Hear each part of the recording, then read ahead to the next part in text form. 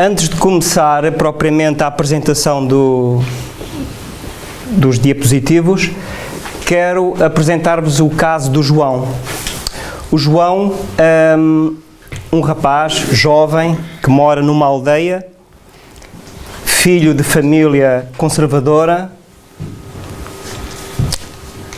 mostrava-se na tenra idade, na sua mocidade, algo rebelde. Então, sempre alvo de reprimenda por parte dos pais, João acabara por ir trabalhar para o campo. Só que João não se interessava muito das questões espirituais, não é? Vivia mais o dia a dia. Era ele, aquilo que ele construíra, aquilo que ele conhecia era a realidade. Então tudo quanto passava dos limites dos olhos, que os olhos vislumbravam, do físico, ele não ligava muito a essas questões. Então, João era um jovem que, mais tarde, deixou-se levar pelos prazeres que a vida lhe trouxe, pelo dinheiro que ganhava nas fazendas, acumulara cada vez mais bens, colecionando tudo o que ele conseguisse fazer ou ter. E também, naturalmente, os prazeres de uma mocidade em que ele conquistou muitos amores e desamores. Ele era tão rebelde que os pais chamavam-lhe sempre a atenção para o que ele andava a fazer, não é? Pronto, mas ele não estava nem aí. Então, ele entretinha-se basicamente, quer no seu trabalho, quer na sua vida pessoal, a enganar as pessoas, não é? A deixar para depois. Até que, um dia, ainda jovem, o João morreu. O João foi para o mundo espiritual. Porque a morte é apenas do corpo físico, não é do espírito. Então houve um regresso à pátria espiritual. Como qualquer regresso, é duro para quem fica ver um filho partir. E então aqueles pais, os amigos, não queriam aceitar muito essa perda, não é? E foi-lhes difícil gerir tudo isso. João, quando chegou ao mundo espiritual, não é? Ele não se apercebera que tinha desencarnado. Ouviu muitas vozes a chamar por ele. Não é? Uma multidão enorme a chamar pelo João. Só que aquilo assustava-o. Então eram companhias que ele tinha, enquanto na vida física, que o iam intuindo aos prazeres da vida e que ele regressara para junto dos seus companheiros. E ele ficou com medo. Então, ele lá começou a perceber, porque a vida espiritual, a nossa verdadeira vida, a nossa pátria, ele começou-se a perceber, porque foi para escolas, de repente via-se em monumentos com outros espíritos e que havia alguém que falava sobre a imortalidade da alma, não é? Aquilo era novidade para ele. Então ele percebeu lentamente, através da sua consciência, porque a nossa consciência é o nosso guia, que tinha feito algumas coisas de errado e queria reparar. É natural, não é? Porque aqui já não se trata de ser Deus a querer castigar. É a nossa consciência que nos apela a retificarmos algo. Só que as coisas não funcionavam assim, de um dia para o outro. Ele precisava ter mérito, ele precisava de trabalhar também do lado de lá, mas desta vez apresentaram-lhe um trabalho honesto. Um trabalho em que não ganhava dinheiro, mas ganhava algo espiritual, não é? Pequenas conquistas para ele. E após algum trabalho, sim senhor, ele começou, de acordo com a sua consciência, aquilo que lhe era permitido, enquanto conhecimento que tinha, a planear uma nova existência física. Entretanto, os seus pais, seus amigos que estavam na Terra, choravam a sua perda.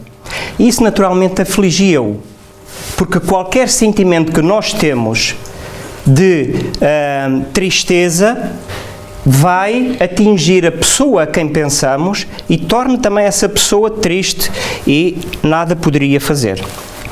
Eis que, a certa altura, pela bondade divina, João tem a oportunidade de reencarnar novamente. Mergulhou novamente na carne.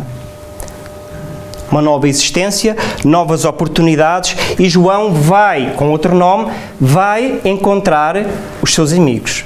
Amigos que estão na sua família, amigos que estão à sua volta e amigos que ficaram no mundo espiritual. Todos nós temos esses amigos no mundo espiritual. Todos temos amigos de acordo com as nossas sintonias e, naturalmente, João tinha amigos que de amigos tinham muito pouco, mas também tinham muitos outros, porque João era muito querido. Não é? Então tinha o seu guia espiritual, tinha outros protetores que teriam assumido proteger, intuir João na nova reencarnação. E ele renasce, não é? Renasce. Desde cedo, João tinha esbanjado uma vida anterior, ele começou a perder parte da sua família e amigos. Não é? Porque a vida é assim. Não há castigos. Nós passamos pela lei de causa e efeito, pelas mesmas circunstâncias, ou ainda que não sejam mesmas circunstâncias, mas neste caso foi. E ele sentiu a dor de ver familiares e amigos a partirem. Porque ele anteriormente, na última existência, ele não ligara muito às questões familiares. Não é? Era o dia-a-dia. Era um pouco como nós. Vivemos o dia de hoje, amanhã logo se vê. Não é? Mas João prosseguiu com outro nome e, naturalmente, as pessoas que iam chegando até ele, pela lei da afinidade, eram comparsas de outrora. João nunca percebeu porque é que se perde familiares. Qual o sentido da vida? Aquilo não fazia sentido nenhum para ele. Então ele buscou, até que foi encontrando aos poucos conhecimentos que lhe permitiam perceber um pouco mais sobre tudo o que se passava. E a trama ia mais além, mas não vale a pena estar aqui a contar. Isto foi um caso que foi trazido através de um espírito que se identificou como amigo, não é? Então João também acaba por ter que voltar, já com outro nome, mas ao mundo espiritual novamente. Então aí ele teve consciência de que aquilo que desperdiçara na penúltima existência teria sido duro nesta última, mas teria valido a pena, não é? Então João aprendeu que não se deve enganar as pessoas, deve-se ser honesto, íntegro. Então teria a partir daí a oportunidade para planear uma nova reencarnação. Então, porque é que eu trago este caso? Porque de facto, como é que nós explicamos as tramas da nossa vida se não colocarmos a questão de que somos imortais? Somos espíritos criados por Deus e que temos todo o tempo do mundo para aprender. E um dia todos nós já fomos esse João, não é? É uma história que se encaixa um pouco dentro das nossas vidas, mais ou menos. Mas o João, tal como outros espíritos, tem a oportunidade de, através das reencarnações, aprender a fazer o bem, aprender a amar, não é? E aprender a saber qual o sentido da vida. Então, por vezes nós esquecemos que somos imortais. E todas as questões da nossa vida, todas as dificuldades, nós não percebemos muito bem. E revoltamo-nos. Revoltamos-nos muito perante os percalços que a vida nos traz, que muitos deles foram assumidos por nós. E aqueles que não foram assumidos por nós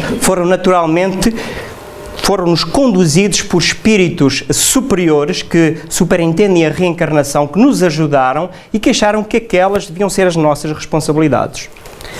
Aprendemos com a questão da imortalidade de que cada existência física é uma oportunidade para crescimento. Esta é a nossa melhor oportunidade. É a oportunidade que temos. Vamos aproveitá-la. Tivemos outras. Então, uma reencarnação serve para retificarmos situações. Não é? Então, aquelas existências, aquelas vidas que nos parecem muito difíceis, que naturalmente o são, temos que perceber que Deus, que é justo, dá-nos sempre a oportunidade de resgatar. Então, são através de casos como o João teve, que nós aprendemos. Não é? Aprendemos reencarnação após reencarnação. A imortalidade é uma das bases da doutrina espírita. Quando conhecemos a doutrina espírita, aprendemos que, de facto, um dos pilares, uma das bases, é esta. Que coisa maravilhosa! Então, se nós somos imortais, quer dizer que nós não vamos morrer. O corpo, sim, morre. Nós também já tivemos imensos corpos. Mas nós, enquanto inteligência, somos imortais. Isso traz-nos a uma outra questão, que é: aqueles que partiram estão mais próximos de nós do que nós pensamos. Pelo menos em pensamento, não é? Porque ficamos a perceber que eles não acabam. Então o João, nesta última reencarnação que eu falei, que busca perceber estas questões da vida, a doutrina espírita é clara como a água, dizendo-nos pelas vozes dos espíritos que eles estão vivos. Os nossos familiares, os nossos amigos, os nossos conhecidos estão vivos, não é? Podem estar mais perto ou não de nós, mas isso são outras questões que não cabe agora aqui na palestra. Mas, de certa forma, pensar neles, enviar-lhes bons pensamentos, será sempre uma boa opção da nossa parte. Se nós encararmos o caso do João, como muitos outros, apenas da visão materialista, como é que nós explicamos as nossas dificuldades? Como é que vamos conseguir explicar a uma mãe que perde um filho? Não há explicação possível, não é? Então, quando apenas concebemos que existe uma existência física e que ela vai terminar, porque ela tem que terminar, e que tudo acaba, que visão nós estamos a ter da vida? Não é? Então é o nada, é o medo. Nós temos o nada pela frente. Então vamos aproveitar, como o João fez naquela primeira existência que eu vos falei, não é? Desperdiçou os recursos que Deus lhe deu, desperdiçou a vida dele e depois teve que aprender numa outra, não é? Temos o medo da morte, porque acreditar que a vida é só uma dá um medo da morte, não dá?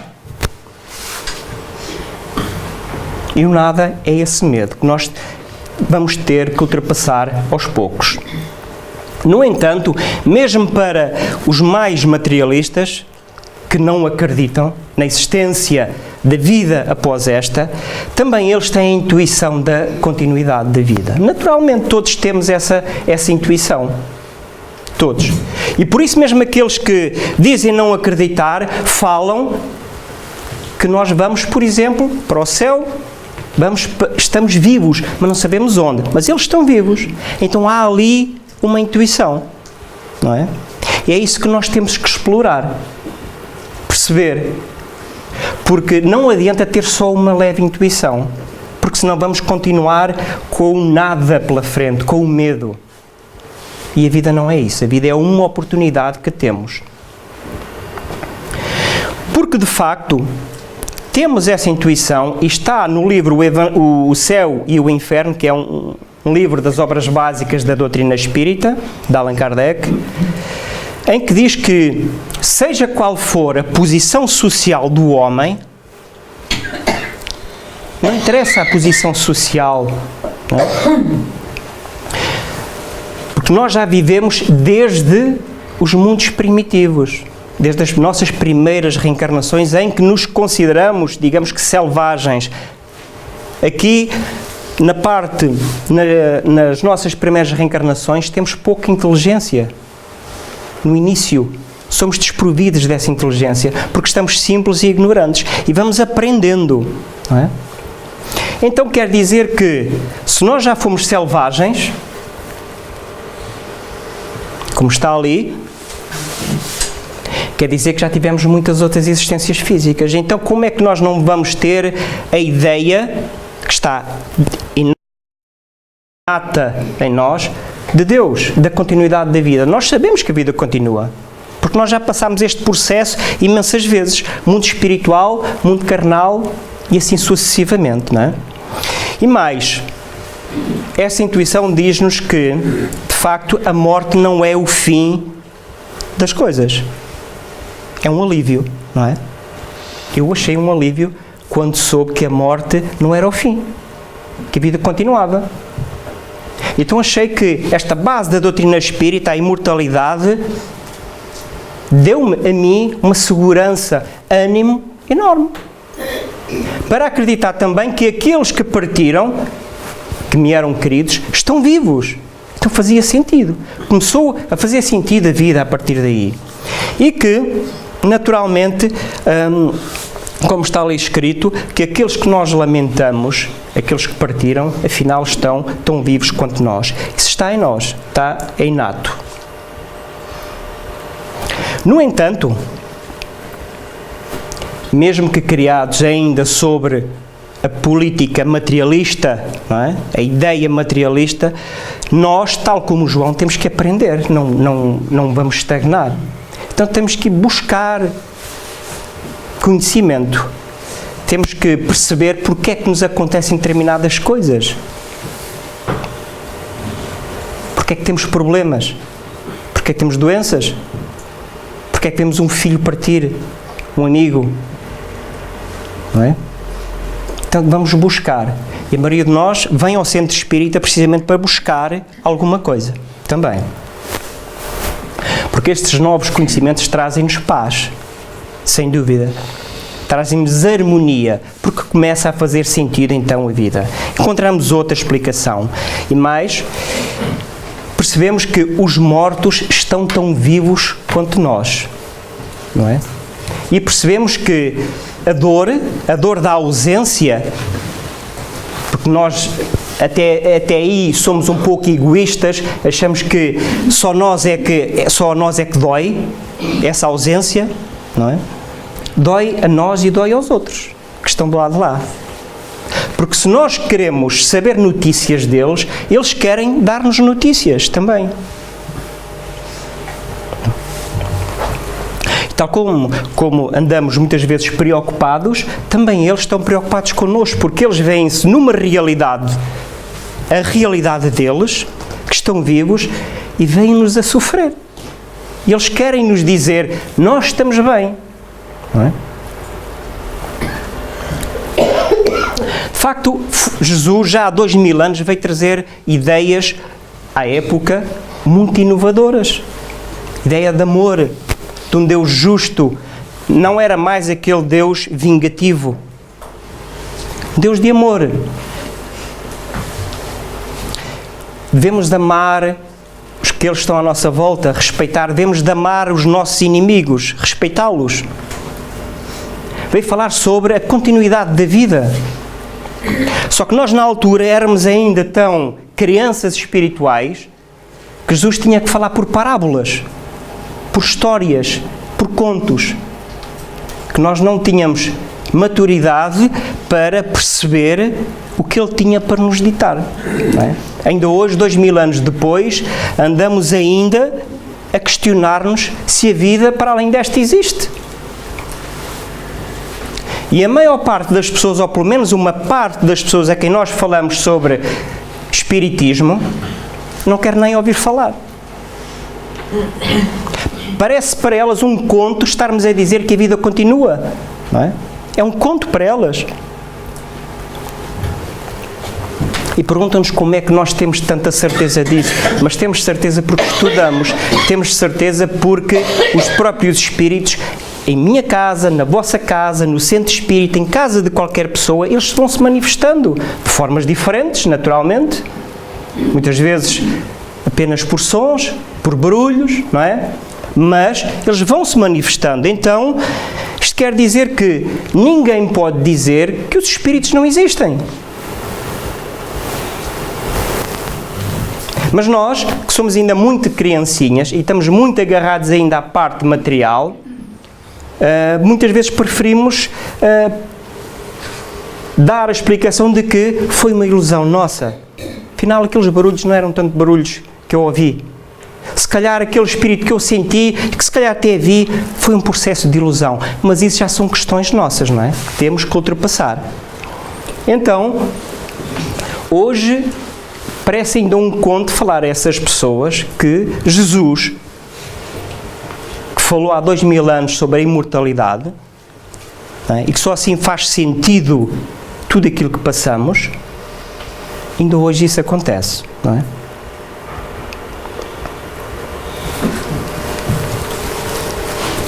No entanto, reparem, Jesus já veio há 2000 anos, não é?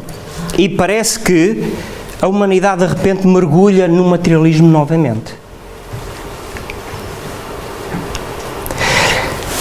E Allan Kardec põe esta questão que está no Livro dos Espíritos. Se tem o homem o poder de paralisar a marcha do progresso, porque às vezes parece que tudo está parado, não é? E nós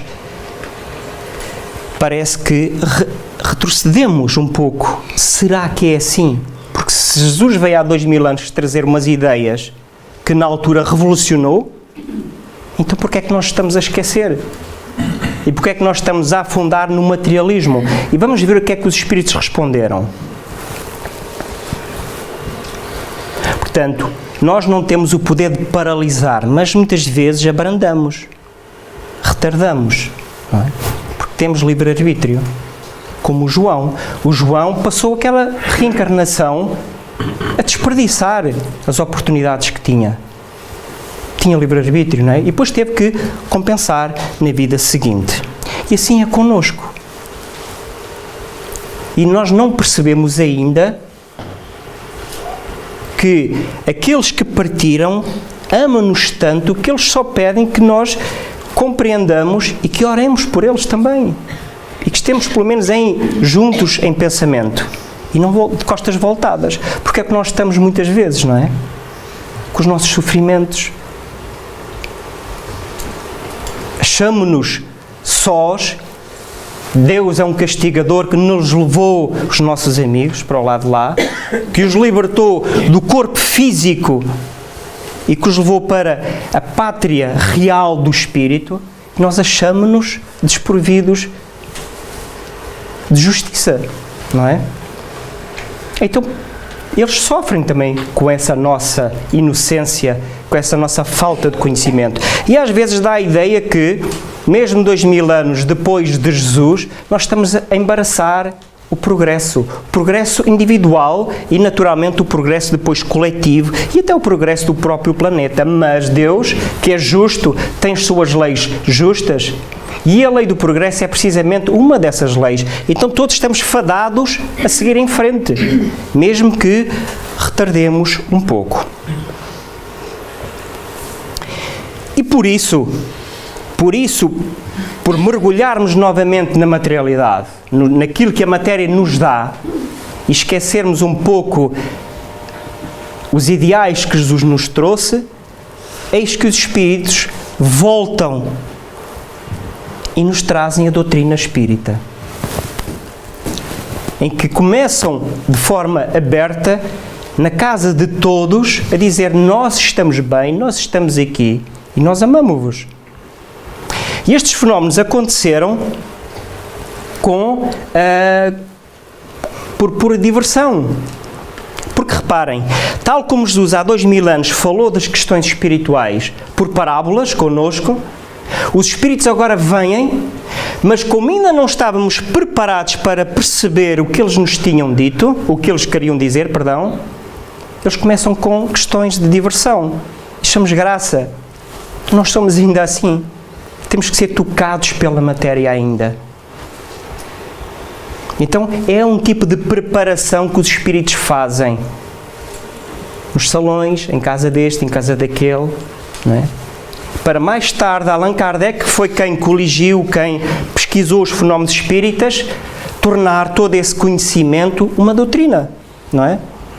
E hoje podermos estudá-la abertamente e podemos falar sobre ela, mas começou por pura diversão de uns. E Allan Kardec, criterioso, não é? Levou estas questões a sério e foi investigar. E com a doutrina espírita percebemos que, de facto, somos seres imortais. Somos espírito. Em que a nossa roupagem é apenas um veículo pela qual nos dá Deus a oportunidade hoje de progredirmos. Então vamos tratar bem do nosso veículo, tratar bem dos nossos recursos, não é?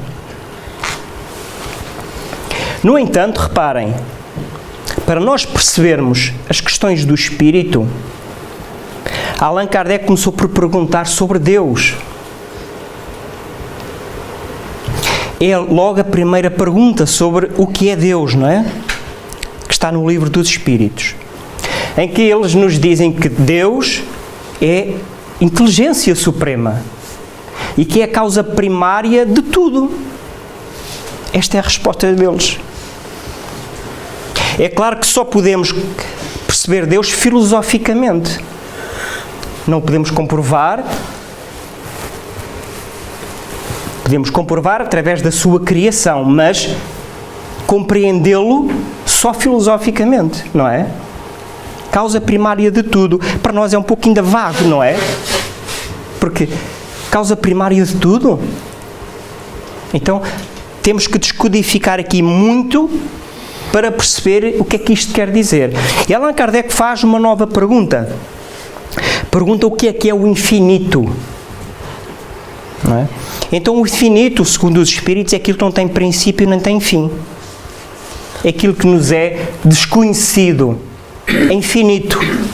Então infinito dá para termos uma ideia que é algo que nós não conseguimos abarcar. Não percebemos. Não é? Então, de seguida, Allan Kardec, que fazia perguntas aos Espíritos, perguntou, então poder-se-á dizer que Deus é infinito? O que é o infinito? Não é? Se não tem princípio nem tem fim, se nós desconhecemos, será que é? E nós temos que perceber uma coisa, é que a nossa linguagem terrena é muito pobre, não é? Muito pobre ainda. Então os próprios Espíritos têm muitas vezes dificuldade de passar as mensagens porque não encontram vocabulário nosso de forma que entendamos o que eles querem dizer. E dentro dessa pobreza, nós individualmente também ainda somos mais pobres. Somos materialistas ainda, vimos de uma época materialista e que não temos património individual para que eles coloquem por palavras de forma a que percebamos. Não é? Então vamos ver o que eles responderam sobre Deus, se é o infinito. Eles dizem precisamente que a definição é incompleta, porque há uma pobreza de linguagem nossa, não é? Então não dá para definir, como dizermos que Deus é o infinito, não dá para percebermos, não dá para definirmos ainda. No entanto, um dia, naturalmente, vamos perceber. Podemos ler ainda no Livro dos Espíritos, questão 4, quando Allan Kardec pergunta onde podemos encontrar as provas de Deus, não é? Naturalmente, podemos ver as provas de Deus naquilo que está à nossa volta, na harmonia. Acreditar que o que está à nossa volta, desde o nosso corpo, que é uma obra de engenharia, não é? Que quando falta algo, quando ficamos mais doentes, temos que recorrer a químicos que, se não tivermos essa doença, o corpo funciona na perfeição. Se olharmos para as flores, as árvores, o ar, a nossa galáxia, não é? Tudo aquilo que está à nossa volta e que nós desconhecemos, será que isso é obra do acaso? Então tem que ser obra de Deus, não é? E só assim nós podemos perceber e conceber Deus, não é? E de facto, duvidar da existência de Deus é negar que todo o efeito tem uma causa. E mais, eu penso que negarmos a existência de Deus é uma questão de ingratidão para com Ele, que nos deu a oportunidade do nosso regresso e que de repente estamos a negar que Ele existe. É uma ingratidão nossa, porque se estamos aqui foi porque Ele o permitiu, porque merecemos, porque chegou a nossa vez de voltar, mas porque sem dúvida Deus está acima. Então, só conseguindo-nos elevar, não é? Como se fôssemos o alto de uma montanha e olhar à volta, temos uma percepção totalmente diferente da vida. Do alto conseguimos abarcar coisas que cá em baixo nós não vemos. Então, quando os Espíritos nos falam de acontecimentos que podem vir a acontecer, nós achamos que eles estão a adivinhar. Não, eles estão numa outra dimensão que estão a ver de uma forma diferente da nossa, não é? Naturalmente, aquele homem que está lá em cima consegue perceber todos os perigos que estão lá em baixo. Perigos que quem lá estiver não consegue perceber. Será que ele está a adivinhar alguma coisa? Não. Ele está apenas por se ter elevado, está a ter uma outra visão. No entanto, percebendo um pouco que depois existem mais questões sobre Deus, Allan Kardec volta àquela questão que nos interessa, não é? E que interessa aqui ao tema da nossa palestra. E nós não nos conhecemos enquanto pessoas, porque nós achamos que somos apenas um aglomerado de células, não é? Alguns de nós. Não nos conhecemos, a nossa essência. Não é? Não temos ainda bem noção de que somos seres com um património individual enorme, vasto, enormíssimo, não é? Então, pergunta se há no homem alguma outra coisa além da alma e do corpo.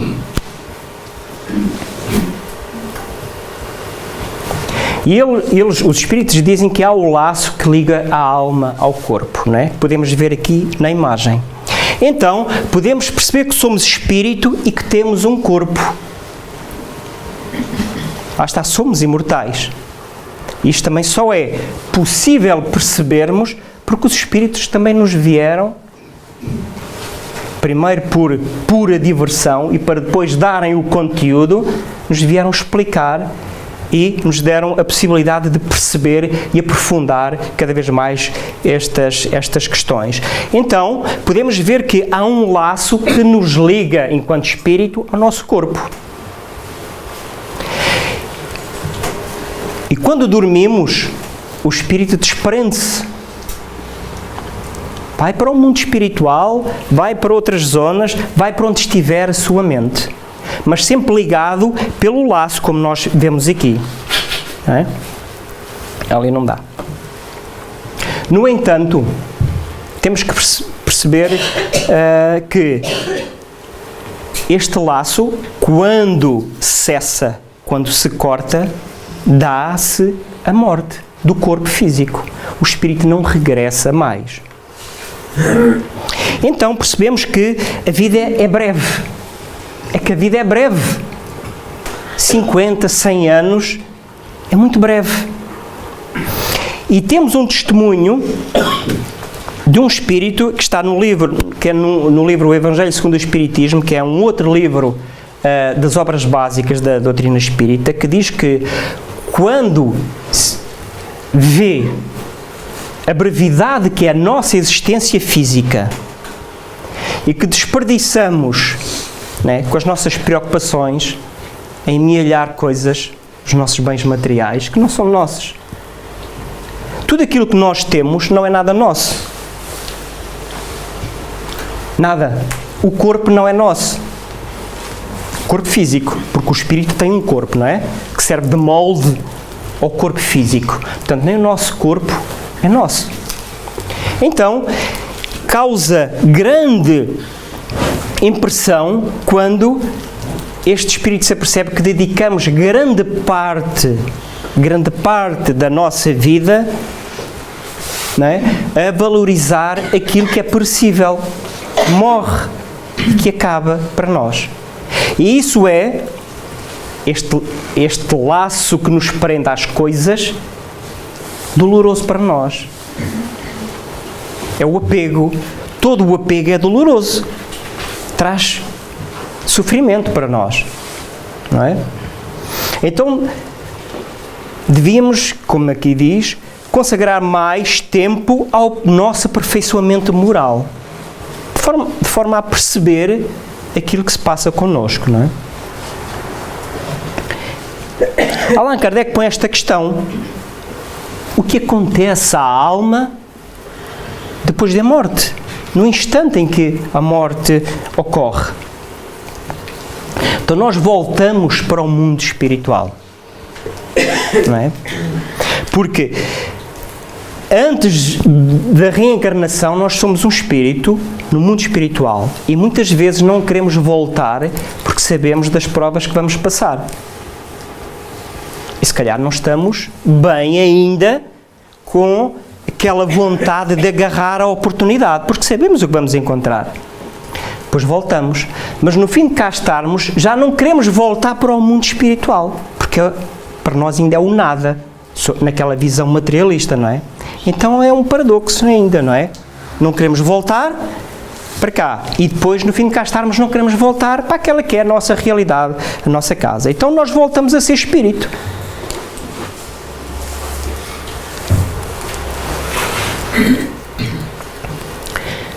No livro O Céu e o Inferno, diz-nos que a certeza de reencontrarmos os amigos depois da morte, de reatar as relações que tivemos na Terra, de não perdermos o nosso trabalho, não é?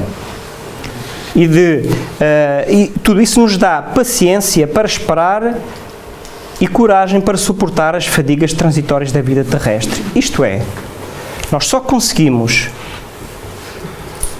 ter real noção daquilo que se passa connosco se tivermos a certeza, se concedermos essa certeza, de aprofundarmos esse conhecimento de que a vida continua. Só assim faz com que olhemos para a nossa vida com paciência, suportemos tudo aquilo que está à nossa volta, que se passa connosco, não é? Alegres, porque é uma oportunidade que estamos a ter de crescimento. Portanto, isso só é possível com a certeza da continuidade, da imortalidade, não é? E há aqui uma grande questão, que é, nós que estamos ainda no mundo corpóreo, estamos com o corpo de carne, nós que estamos aqui, mas estão aqui outros irmãos nossos que estão fora desse corpo de carne, há um grande desejo, como eu disse há pouco, deles também se comunicarem connosco, porque eles amam-nos. E muitas vezes eles vêm-nos a ir por caminhos que não devemos, e eles querem nos intuir. Então há imensas mensagens de espíritos que se provam, porque se identificam, porque depois quem recebe as mensagens identifica, olha, é o estilo, é a forma, não é? Não há dúvidas, é aquela pessoa, não é? Existem imensas mensagens. Isto dá-nos grande conforto, porque então saímos de um padrão materialista e entramos num outro padrão, o padrão do conhecimento da vida. E eu vou passar apenas aqui uma das mensagens que, parte da mensagem que foi recebida por Francisco Cândido Xavier, que nos diz o seguinte: perante aqueles que partiram, procedendo-te na grande mudança, portanto, eles precederam-nos na grande mudança, porque nós também vamos partir um dia, não é? Não permitas que o desespero te ensombre o coração. Eles não morreram, estão vivos. Então, quer dizer que, quando nós pensamos naqueles familiares que foram, eles vão sentir esse nosso apelo. Imaginem-se longe, num país distante, e de repente o vosso familiar telefona-vos. E se o vosso familiar estiver bem, estiver feliz, vocês vão ficar também bem felizes. Mas se for ao contrário, vocês vão ficar aflitos. Mas estão tão longe que não há forma de ajudar. Assim acontece com os nossos amigos que estão do lado de lá. Não é? Eles ficam contentes quando nos veem bem. Não é?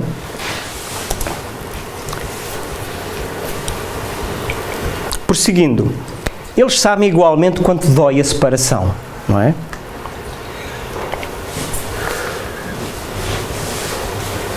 Não admitas que eles estejam indiferentes ao teu caminho ou à tua dor. Não é? Pensa neles com a saudade convertida em oração. A oração é, digamos que, uma ferramenta grátis que é poderosíssima e nós não usamos, ou usamos mal, ou usamos pouco. Não é? Então nós temos que orar mais. Passar uma grande parte do nosso dia a orar. E a orar não quer dizer que nós tenhamos que estar, conforme nos foi passado outrora, não é? Que tenhamos que estar em determinada situação, com imposição. Não, orar é apenas um pensamento que nós temos. Podemos agradecer, podemos louvar, podemos pedir, podemos olhar para a natureza e perceber o quão bela ela é, o quão bela está ali, aquela criação de Deus, não é? Emitir um pensamento de alegria aos nossos familiares, essa é uma oração.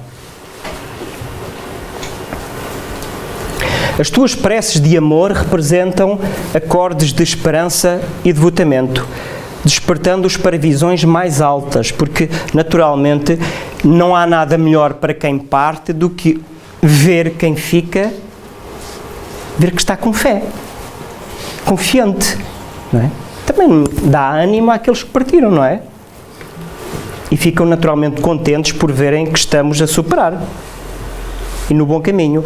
Se muitos deles são teu refúgio e inspiração nas atividades a que te prendes no mundo, para muitos outros és o apoio e incentivo para a elevação que se lhe faz necessária, porque nós somos sempre exemplo para alguém. Sempre exemplo.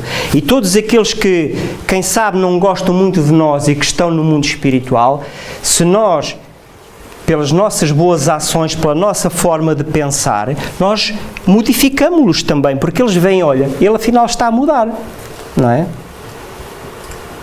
Está melhor, está a encontrar um equilíbrio. Então vamos tentar perceber mais disso.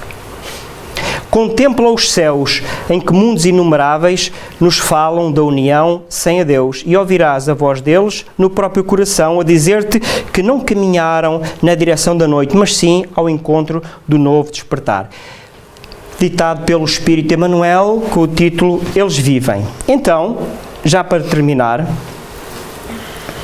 em conclusão, podemos dizer que, com a doutrina espírita, temos noção da realidade da vida.